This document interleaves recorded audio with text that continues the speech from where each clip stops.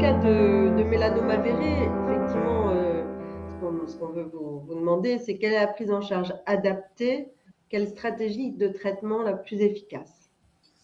Alors, c'est une vaste question qu'on va simplement aborder de façon un petit peu préliminaire, hein, mais si ensuite il y a des questions plus précises, je pourrais y répondre.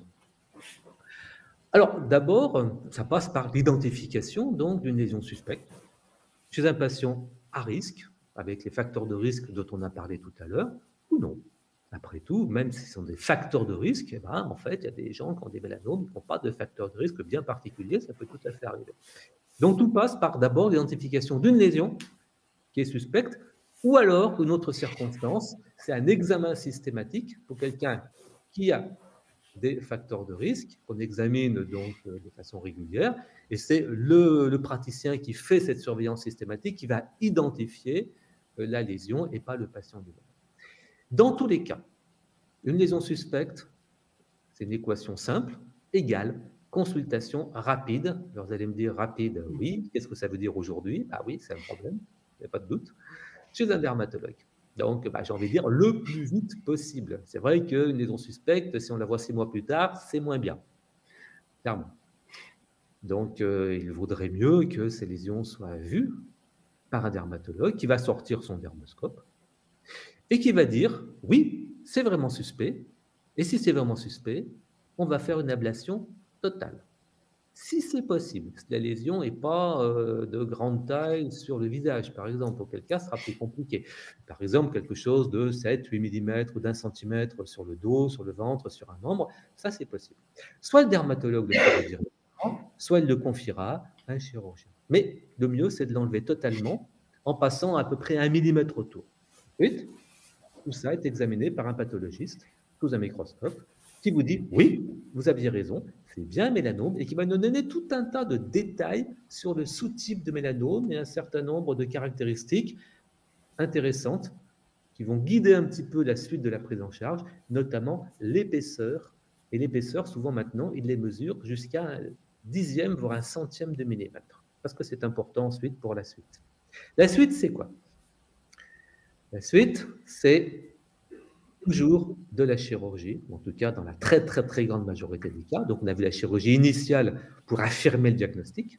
Et une fois que ce diagnostic est confirmé par le pathologiste, hein, qui regarde tout ça au microscope, eh bien nous allons proposer aux patientes, à la patiente ou au patient ce qu'on appelle une ablation élargie. C'est-à-dire qu'en fait on refait une autre opération derrière qui va enlever la cicatrice initiale, mais également une marge de sécurité qui va être de 1 à 2 cm. Alors, pourquoi 1 ou 2 cm? Ça dépend justement de cette épaisseur. C'est pour ça que c'est important que le pathologiste la définisse. Ensuite, la question se pose de voir si on fait ce qu'on appelle un bilan. Vous savez qu'en termes de cancérologie, très souvent, on va rechercher si la tumeur n'a déjà pas essaimé quelque part. Et je vous ai dit tout à l'heure que le mélanome était une tumeur qui pouvait essaimer assez rapidement en donnant effectivement une métastase ganglionnaire ou parfois ailleurs. Donc, qu'est-ce qu'il faut faire? Eh bien, là aussi, tout va dépendre des caractéristiques de la tumeur initiale et notamment de son épaisseur. Donc, ce bilan, qu'est-ce que c'est? C'est par exemple une échographie des ganglions qui vont drainer, ganglions lymphatiques qui vont drainer la zone où on a retiré le mélanome. Par exemple, si on a enlevé un mélanome du bras, on va regarder les ganglions qui sont sous le bras, les ganglions de l'aisselle, tout simplement. Bien sûr, le dermatologue, quand il va voir la prochaine fois, va les palper, mais la palpation, c'est bien, mais ça ne fait pas tout. Et le mieux, c'est d'avoir quand même une échographie. Dans certains cas, quand l'épaisseur est encore plus importante, on va faire carrément un scanner de la tête, du cou, du thorax, de l'abdomen, et regarder s'il n'y a pas déjà quelque chose. Tout ça est réglé par pas une réglementation, mais un consensus qu'on appelle des recommandations. Donc, je ne rentre pas dans les détails, mais le bilan donc, va dépendre d'un certain nombre de paramètres. Ensuite, on va demander de regarder les membres directs de la famille, c'est-à-dire les frères et sœurs, c'est-à-dire les enfants. Soit par le dermatologue qui a fait le diagnostic initial, soit par un autre dermatologue, mais si possible par un dermatologue. Ça peut effectivement parfois être assez long, mais il faut le faire. Ensuite, comme toute tumeur, il va avoir droit à une stadification, une classification, c'est un peu compliqué, mais on va comme ça dire que c'est une tumeur du stade truc, machin au truc. Et en fonction de ce stade, il va y avoir discussion du dossier, comme toute lésion tumorale actuellement en France aujourd'hui. Il va passer devant une espèce de réunion qui va associer plusieurs professionnels qui sont des spécialistes de ce type de lésion, qu'on appelle une réunion de concertation pluridisciplinaire, en abrégé RCP, qui a lieu de façon hebdomadaire dans tous les centres qui s'occupent de ce type de tumeur. Et donc, ce sont les dermatologues qui identifient ces mélanomes, qui nous adressent comme ça des fiches. Et on regarde en fait ces fiches et on dit ce qu'il faut faire ensuite en fonction des caractéristiques de la lésion et en fonction donc du stade. La question se pose donc du bilan initial. La question se pose du traitement médical complémentaire. Est-ce qu'on s'arrête à la chirurgie ou est-ce qu'on fait un traitement médical complémentaire, notamment ce qu'on appelle un traitement adjuvant. Adjuvant parce que ça signifie qu'on essaye de traiter une maladie qu'on ne voit plus, mais qui peut être présente quand même parce que la tumeur était épaisse, par exemple. Donc, on essaie de protéger les gens contre une récidive. Et les modalités de surveillance. Qu'est-ce qu'on fait? Comment? Tous les combien? Pendant combien de temps? Grosso modo, quelles que soient les modalités de surveillance, c'est une surveillance qui est à vie.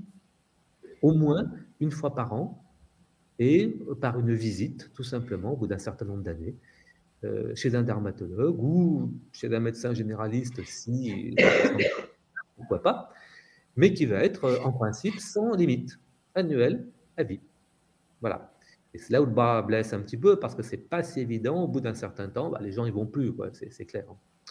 Ils en ont un petit peu assez, il ne se passe rien. Donc oui. Pourquoi on fait cette surveillance? D'une part, pour ne pas passer à côté d'une résurgence du mélanome, même 10 ans après. C'est assez sournois le mélanome, il peut réapparaître plusieurs années comme ça après. Et puis, pour identifier parfois un second mélanome, car quand on a eu un premier mélanome, eh bien, on a 3 à 4 fois plus de risques que la population générale d'en avoir un autre.